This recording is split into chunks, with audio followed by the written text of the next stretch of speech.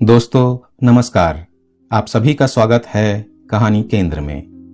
अब सुनिए उपन्यास देवदास का 7वां अध्याय। बुद्धिमान और दूरदर्शी मनुष्यों का स्वभाव होता है कि वे सिर्फ एक बार जरा सा देखकर ही किसी चीज के दोष या गुण के बारे में अपनी राय प्रकट नहीं करते। वे सब ओर से विचार किए बिना पूरी धारणा नहीं बना लेते। दो तरफ से देखकर चारों ओर की बातें नहीं करते। एक और किस्म के लोग भी होते हैं जो इनसे बिल्कुल विपरीत होते हैं। ऐसे लोगों में किसी बात पर अधिक देर तक विचार करने का धीरज नहीं होता। जहां उनके हाथ में कोई चीज आई कि वे तुरंत ही निश्चय कर लेते हैं कि ये भली है अथवा बुरी। किसी बात की तह तक पहुंचकर उसे देखने के लिए जितने परिश्रम की आवश्यकता होती है, उसका काम ये लोग अपने विश्वास के जोर पर ही चला लेते हैं। ये बात नहीं है कि इस तरह के लोग संसार में कुछ अधिक काम नहीं कर सकते, बल्कि अनेक अवसरों पर ये लोग अक्सर अधिक काम भी कर जाते हैं। अगर भाग्य प्रसन्न हो तो ऐसे लोग उन्नति के सर्वोच्च शिखर पर भी दिखाई पड़ते हैं, और नहीं तो फिर अवनति के गहरे गड्ढे में सदा के लिए सो जाते हैं। फिर उठ नहीं सकते, बैठ नहीं सकते, प्रकाश की ओर नहीं देखते, निश्चल और मृत होकर जड़ पदार्थ की तरह पड़े रहते हैं। देवदास भी इसी श्रेणी का मनुष्य था। दूसरे दिन सुबह सवेरे वो घर जा पहुंचा। मां ने चकित होकर पूछा, देवदास, क्या कॉलेज में फिर छुट्टियां हो गईं? देवदास सिर्फ हां कहकर अन्य मनस्क व्यक्ति की तरह आगे बढ़ गया। पिता के प्रश्न का उत्तर भी वो कुछ इसी तरह देकर उनसे कन्नी काटकर चला गया। पिता ने ठीक तरह से समझ न सकने के कारण गृहिणी से पूछा। उन्होंने बुद्धि लड़ाकर कहा, गर्मी अभी कम नहीं हुई है, शायद इसीलिए फिर छुट्टी हो गई है। 2 दिन तक देवदास इधर उधर छटपटाता हुआ घूमता रहा, क्योंकि जो कुछ वो चाहता था वो हो नहीं रहा था। पार्वती के साथ एकांत में उसकी भेंट नहीं हुई। एक दिन पार्वती की मां ने देवदास को अपने सामने देखकर कहा, बेटा, अगर तुम आ ही गए हो तो पार्वती के ब्याह तक ठहर जाओ। देवदास ने कहा, अच्छा। दोपहर का भोजन आदि करने के बाद पार्वती पोखर पर पानी लाने के लिए जाया करती है। बगल में पीतल की कलसी लेकर आज भी घाट पर आकर खड़ी हो गई। देखा कि पास ही देवदास एक बेर के पेड़ की आड़ में पानी में बंसी डाले बैठा हुआ है। एक बार उसके मन में आया कि यहां से लौट चलूं, फिर मन में आया कि चुपचाप जल भरकर चली जाऊं, लेकिन दोनों में से एक काम भी जल्दी न कर सकी। जब वो घाट पर कलसी रखने लगी तब शायद कुछ आवाज हुई, जिससे देवदास ने सिर उठाकर उसकी ओर देखा। इसके बाद उसने हाथ से इशारा करते हुए पुकार कर कहा, पारो, जरा सुन जाओ। पार्वती धीरे धीरे उसके पास जाकर खड़ी हो गई। देवदास ने सिर्फ एक बार सिर ऊपर उठाया, फिर वो बहुत देर तक शून्य दृष्टि से जल की ओर देखता रहा। पार्वती ने पूछा, देवदा, मुझसे कुछ कहना है? देवदास ने बिना किसी ओर देखे कहा, हां, बैठो। पार्वती बैठी नहीं, सिर नीचे किए खड़ी रही। जब कुछ देर तक कोई बात नहीं हुई तब पार्वती बहुत धीरे धीरे कदम बढ़ाती हुई घाट की ओर लौटने लगी। देवदास ने एक बार सिर उठाकर देखा। इसके बाद उसने फिर जल की ओर देखते हुए कहा, सुनो। पार्वती फिर लौट आई, लेकिन देवदास फिर भी उससे कोई बात नहीं कह सका, और ये देखकर पार्वती फिर घाट की तरफ लौटने लगी। देवदास स्तब्ध होकर बैठा रहा। थोड़ी देर बाद उसने घूम कर देखा कि पार्वती जल लेकर चलना चाहती है। तब वो बंसी एक किनारे रखकर घाट के पास आकर खड़ा हुआ और बोला, मैं आ गया हूं। पार्वती ने सिर्फ कलसी जमीन पर रख दी, लेकिन कुछ कहा नहीं। मैं आ गया हूं पारो। पार्वती पहले तो कुछ देर तक चुप रही और अंत में बहुत ही कोमल स्वर में बोली, कैसे आना हुआ? तुम्हें पत्र लिखा था, याद नहीं? नहीं। ये क्या पारो, उस रात की बात याद नहीं है? याद तो है, लेकिन अब उस बात से क्या मतलब? उसका कंठ स्वर स्थिर लेकिन बहुत ही रूखा था। देवदास ने उसका मर्म नहीं समझा और कहा, मुझे माफ करो पारो, तब मैं इतना नहीं समझा था। चुप रहो, ये सब बातें सुनना भी मुझे अच्छा नहीं लगता। जिस तरह से भी होगा मैं माता पिता को राजी कर लूंगा, बस तुम। पार्वती ने देवदास के चेहरे की तरफ एक बार तीक्ष्ण दृष्टि से देखकर कहा, तुम्हारे माता पिता हैं और मेरे नहीं, उनके राजी होने या ना होने की जरूरत नहीं। देवदास ने लज्जित होकर कहा, हां, है क्यों नहीं पारो, लेकिन उन्हें तो इससे इनकार नहीं है, बस तुमने कैसे जाना कि उन्हें इनकार नहीं है? बिल्कुल इनकार है। देवदास ने हंसने का विफल प्रयास करते हुए कहा, नहीं जी, उनकी जरा भी असहमति नहीं है, इसे मैं अच्छी तरह जानता हूं, बस तुम। पार्वती बीच में ही तीखी आवाज में बोल उठी, सिर्फ मैं तुम्हारे साथ? छी। पलक झपकते ही देवदास की दोनों आंखें आग की तरह जल उठीं। उसने कठोर स्वर में कहा, पार्वती क्या तुम मुझे भूल गई? पार्वती पहले कुछ ठिठकी, लेकिन फिर उसने तुरंत ही अपने आप को संभाल कर शांत कठोर स्वर में उत्तर दिया, नहीं, भूलूंगी क्यों? मैं बचपन से तुम्हें देखती आ रही हूं। जब से होश संभाला है तभी से तुमसे डरती आ रही हूं। सो क्या इसलिए तुम मुझे भय दिखाने के लिए आए हो? लेकिन मुझको भी क्या तुम नहीं पहचानते? ये कहकर पार्वती निर्भीक भाव से तन कर खड़ी हो गई। देवदास के मुंह से पहले तो कोई बात नहीं निकली, फिर कुछ देर बाद उसने कहा, सदा से मुझसे डरती ही रही हो और कुछ भी नहीं? पार्वती ने दृढ़ स्वर से कहा, नहीं और कुछ भी नहीं। सच कहती हो? हाँ, सच ही कहती हूं। तुम पर मेरी जरा भी श्रद्धा नहीं है। मैं जिनके पास जा रही हूं वे धनवान, बुद्धिमान, शांत और स्थिर हैं। वे धार्मिक हैं। मेरे माता पिता मेरी मंगल कामना करते हैं, इसलिए वे मुझे तुम्हारे जैसे अज्ञानी, चंचल चित्त और दुर्दांत व्यक्ति के हाथ कभी किसी तरह ना सौंपेंगे। तुम मेरा रास्ता छोड़कर अलग हट जाओ। देवदास ने पहले तो कुछ इधर उधर किया, एक बार मानो रास्ता छोड़ने के लिए भी वो तैयार हो गया, लेकिन फिर तुरंत ही दृढ़ता पूर्वक मुंह उठाकर बोला, इतना अहंकार? पार्वती ने सिर उठाकर कहा, क्यों नहीं होगा? तुम अहंकार कर सकते हो तो मैं क्यों नहीं कर सकती? तुम में रूप है, गुण नहीं है। मुझ में रूप है और गुण भी है।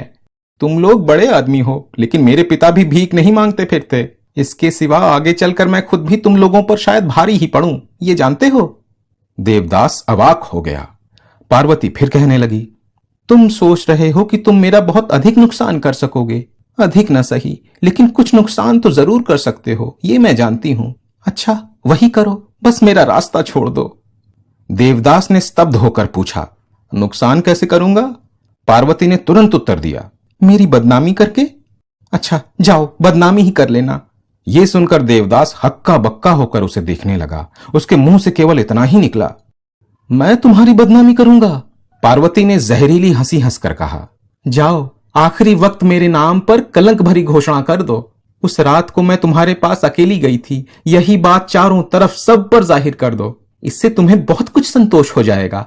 ये कहते कहते पार्वती के गर्वीले क्रोध भरे होंठ कांपते कांपते रुक गए। देवदास का हृदय मानो क्रोध और अपमान के जल उठा। उसने चीख कर कहा, तुम्हारे नाम पर झूठा कलंक लगाकर मैं अपने मन में संतोष प्राप्त करूंगा? दूसरे ही क्षण उसने बंसी की मोटी मुठिया खूब जोर से घुमाते हुए भीषण स्वर में कहा, सुनो पार्वती, अपने रूप पर इतना इतराना अच्छा नहीं है, इससे अहंकार बहुत बढ़ जाता है। इसके बाद उसने अपना स्वर कुछ धीमा करके कहा, देखती नहीं हो चंद्रमा में बहुत अधिक रूप है, इसलिए उस पर काला दाग है, और कमल इतना सफेद है इसलिए उस पर भौरे बैठे रहते हैं। आओ तुम्हारे भी चेहरे पर कुछ कलंक का चिन्ह लगा दूं। देवदास के सहने की हद खत्म हो चुकी थी। उसने बंसी की मुठिया घुमाकर पार्वती के सिर पर खूब जोर से चोट की, जिससे उसके कपाल से लेकर बाईं भौं तक चमड़ी कट गई। पलक झपकते ही उसका सारा मुंह खून से तर हो गया। पार्वती जमीन पर गिर पड़ी और बोली, अरे देवदा, ये तुमने क्या किया? देवदास ने बंसी को टुकड़े टुकड़े करके जल में फेंकते हुए स्थिर भाव से उत्तर दिया, ज्यादा कुछ नहीं, बहुत मामूली, सिर्फ थोड़ा सा कट गया है।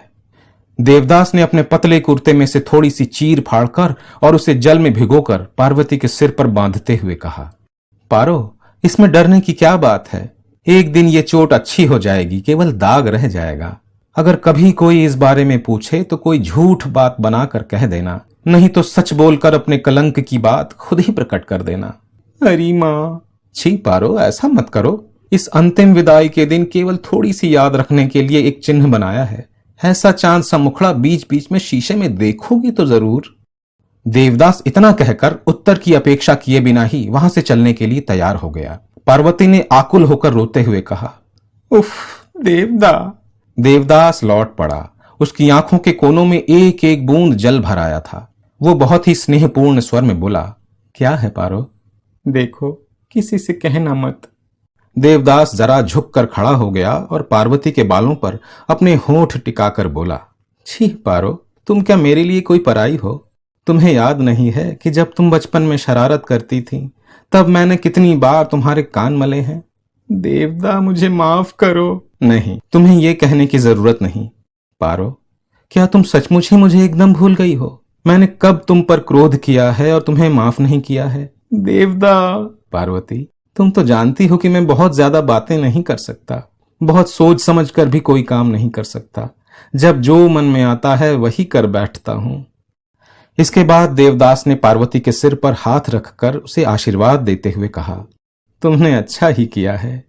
तुम शायद मेरे पास रहकर सुख न पाती, लेकिन तुम्हारे देवदा को तो अक्षय स्वर्गीय सुख मिलता। इसी समय घाट पर कोई दूसरी तरफ से आ रहा था। पार्वती धीरे धीरे उठकर जल में उतरी और देवदास वहां से चला गया। जब पार्वती लौटकर घर आई तब दिन ढल गया था। दादी ने बिना उसकी ओर अच्छी तरह देखे ही पूछा, क्यों बेटी, क्या नया तालाब खोद कर पानी लाई हो? लेकिन उनके मुंह की बात मुंह में ही रह गई।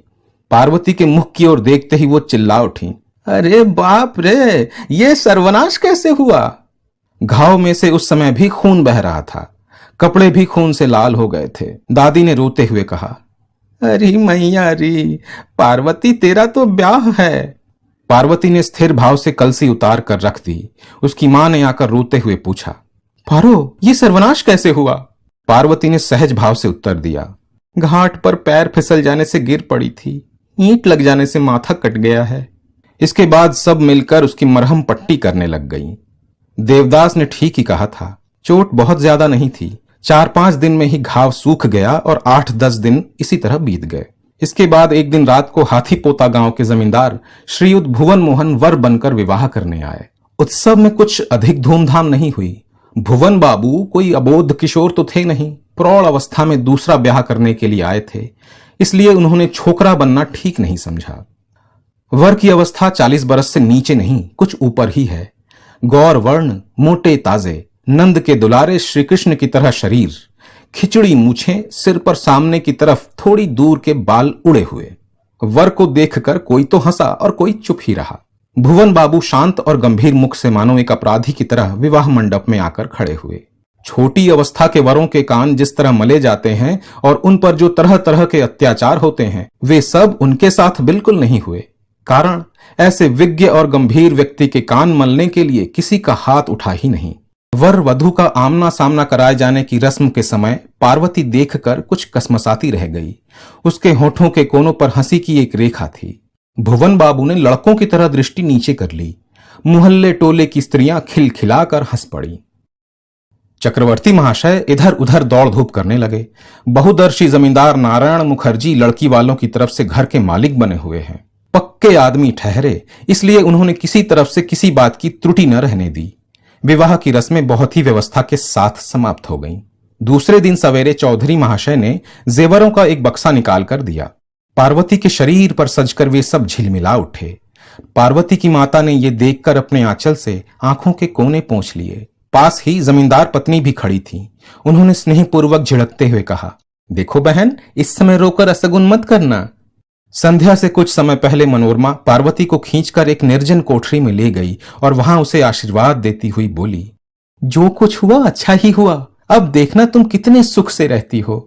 पार्वती ने कुछ हंसकर कहा, हाँ, सुख से ही रहूंगी। कल यम के साथ थोड़ा सा परिचय हो गया है कि नहीं? हैं? ये कैसी बात है? समय आने पर देख लोगी।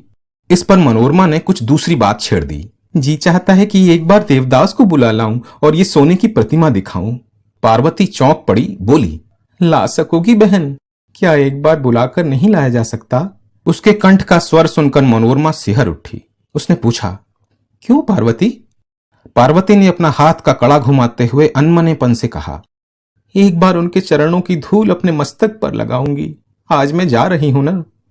मनोरमा ने पार्वती को खींचकर गले से लगा लिया और तब दोनों मिलकर खूब रोई। संध्या हो गई, घर में अंधकार छा गया। दादी ने बाहर से दरवाजे पर धक्का देते हुए कहा, अरे पारो, मनो, तुम सब जरा बाहर आओ। पार्वती उसी रात को अपने स्वामी के घर चली गई। कल सुनिए उपन्यास देवदास का अगला अध्याय। धन्यवाद।